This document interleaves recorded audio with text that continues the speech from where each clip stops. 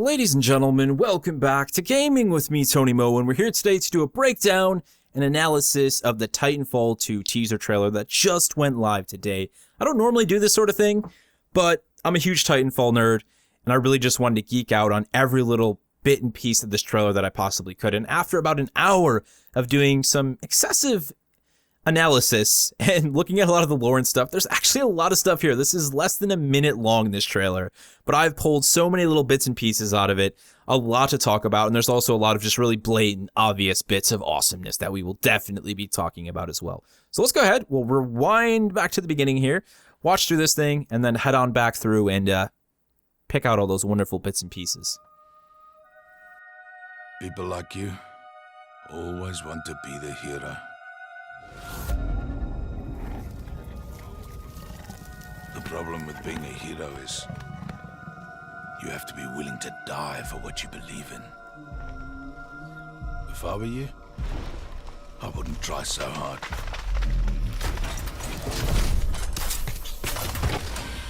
You'll live longer.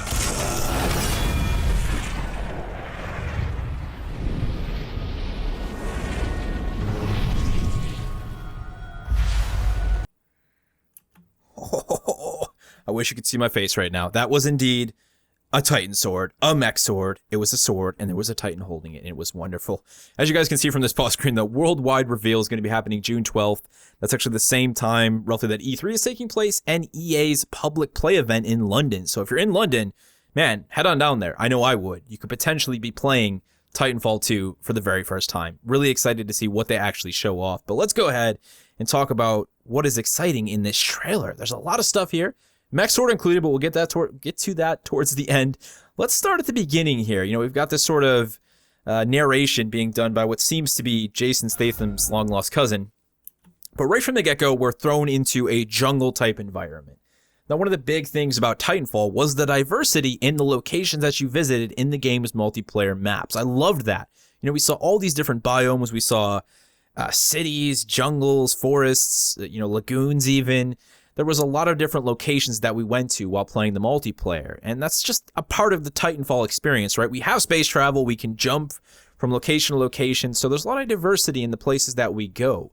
And I love that, and I love how that's being portrayed instantly here in this trailer. And as we move forward, we see one other element of Titanfall that's always been important. We've got a predator of some sort, beaked, seems to be a stalker. He's doing a bit of growling as he or she or it is moving across this fallen tree here. Now, wildlife has always also been an important part of the Titanfall experience. You know, just about every map that existed in the first game had wildlife on it. You could see it flying in the background. Sometimes it was in the game itself. You could shoot them and kill them if you felt like being a real dick.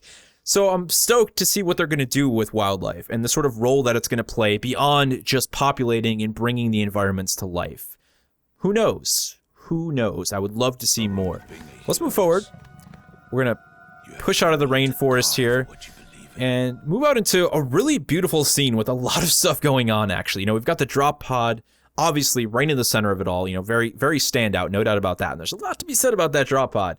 But, you know, more of the jungle here. It's, you know, there's a lot of stuff going on here. Very lush, but we got some, you know, dry ground cover in the center here where the drop pod's landed. We can see some cliffs in the background. A bit of, you know, a path winding its way towards the background there. And then as we look up to the sky, boom. We've got this giant planet, moon, whatever the hell it is. It's massive. It looks ridiculously close to the planet that we're on. And the sense of scale in this image just goes through the roof. And I love that. That's something I felt they never really portrayed in Titanfall, was the idea that we're on just one planet of many that we could possibly travel to. They never made that very clear.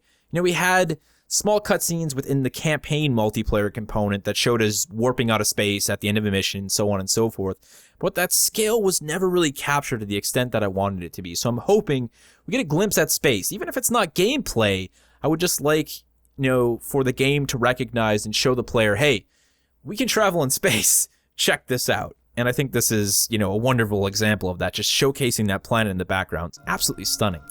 So let's go ahead and move forward here. I'm going to let this play out until somebody visits the sort of photobombs real quick. Boom. Big old Titan leg making its way into the scenery. But before we talk about the Titan leg, let's talk about this drop pod, because there's something very special written on this drop pod. And if you're a big Titanfall fan, you're going to recognize the name MCS, James McCallan. That's right, guys. The James McCallan, veteran of the Titan Wars. The guy, spoiler alert, who died potentially at the end of the first Titanfall. If you played through the multiplayer campaign, you met James McCallan. You watched him. Well, we didn't actually watch him physically, but he was in this thing and it blew up. So, the idea is that he's dead. That means one of two things. He didn't die, or this game potentially takes place during the Titan Wars. How about that? We do know that there's a campaign coming with Titanfall, and I think this very much alludes to that. Whether it's single player or co-op, we do not know. But, this could be pre-completion of the Titan Wars. This could be before he mutinied from the IMC and joined the militia in Titanfall. This could be a completely different story. And I think if they wanted to actually start telling us the story, the world, the universe of Titanfall, it would be a great place to start. Go back to the Titan Wars, right? Go back to where it all began. I don't know. This is all speculation, just based on the fact that he's alive. It's also very easy to just say that he never died in the first place. But again, I love the detail in this scene as a whole. This new engine, which by the way, this is all in engine, is absolutely stunning. You can see moisture on the foliage. You can see, the smoke coming off the drop pods. You got spark effects. Just the atmosphere is killer. And as we move in here, let's get a closer look at this Titan leg. The level of detail on this Titan is immense, and it gets better as we get closer to it. But I want to point out that this doesn't look like the leg of any of the Titans that exists in Titanfall 1 as we know them. This doesn't look like the Atlas, the Ogre, or the Strider. Its design isn't similar, its armor plating isn't similar, its foot design doesn't really match any of them. So potentially this is an older Titan model, or a newer Titan model, or a modified Titan model. We really don't know. But again, I really respect the detail. All the actuators fully animated. And we've even got this little armor flap on the back of the joint here that you can see moving around. Boom! There you go. Just as the, giant electrified Mech Blade. And let's pause it right here. This is the perfect image. I'm going to make this my wallpaper. This is beautiful. Number one, before we even get caught up in that sword, let's take a look at the Titan again. The detail. You can see wear and tear, just natural erosion on the edge of the paintwork near where the seams of the armor plating are, really wearing it down. We've got some decals going on up here. That's something Titanfall always did that I really loved, was the idea of actually giving the armor, the Titans, the chassis, the guns, giving them their own little bits and pieces of story and character. Like, they're manufactured by corporations. These corporations have put their insignias on the weapon. They're not just blank weapons. No one does that in the real, manufacturing industry. You make something, you let people know you made it, especially if you're proud of that product. And that was always the case, with the trailers they did for Hammond Robotics with the different Titan chassis. I love that, and I love to see them continuing that trend with the appearance of the Titan here, as well as the sword as we get a little bit closer. So let's scroll through this nice and slow. Number one, this thing is electrified for a second. It's a ridiculous looking blade. We've got this massive string of serrated edges here, moving into the blade, which is a brute force style greatsword. This is not a delicate blade. This is not a katana. This thing is going to tear through its enemies with a bit of brute force and, a bit of an edge. And I love how it's worn where it would be, as if it was being used in that specific way. It's never used for thrusting. It's not a thrusting blade. So the paint has chipped away and been scraped away on the edge of the blade, and we can see the very edge itself revealed where it's potentially been sharpened again and again. We've got a bit of a guard going on here, no true hilt, and then the handle itself, which seems to be completely bare. It's also a different color, so maybe a different type of metal, but it is completely bare. There's nothing on it. It's not wrapped with anything as far as we can tell, which makes total sense. It's a Titan. Titans don't care about their hands being wet in the rain and slipping off of their sword. They don't care about having calluses or blisters. They just let me grab metal. I'm good to go. So I love the overall design of this thing. And as we get closer to it, as it goes to drop into the ground here, we've got quite a few more details. So number one, let's just let this thing do its awful job of rewinding here. We can see the blade has a full onset of decals. So we've got like a point here, for whatever reason, arrow going on. And then what seems to say EHR Titanium series. So this is actually a series of blades. And it's got its own serial number up on top. We got like a little details badge up here and everything. I love that, man. Oh my god, I can geek out so hard over this stuff.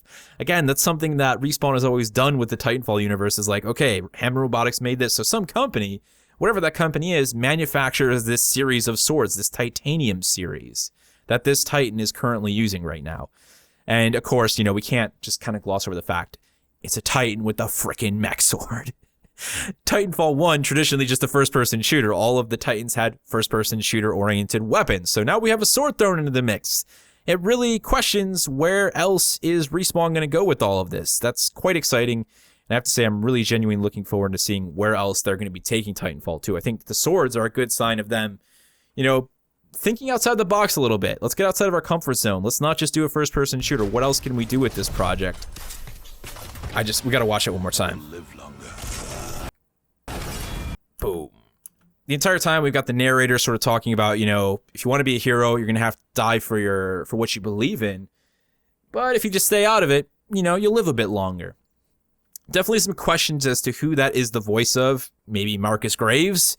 He was sort of the leader of James McCallan when he was with the IMC. So I don't really know. Lots of speculation there. I don't want to get too much into speculating. Just really wanted to break down this trailer for you guys. Had no idea that I'd actually be able to talk about it for like 15 minutes, but it was a hell of a lot of fun. I'm insanely excited to see more from Titanfall 2. I loved the first game. I just wanted to become more involved in the world, in the story, in the characters. Now that we know there is going to be a campaign of sorts, this is the opportunity for Respawn to really grab us, to show us what they have to offer, to give us a set of characters, to tell a proper story, and to help us become more attached to the universe that is Titanfall.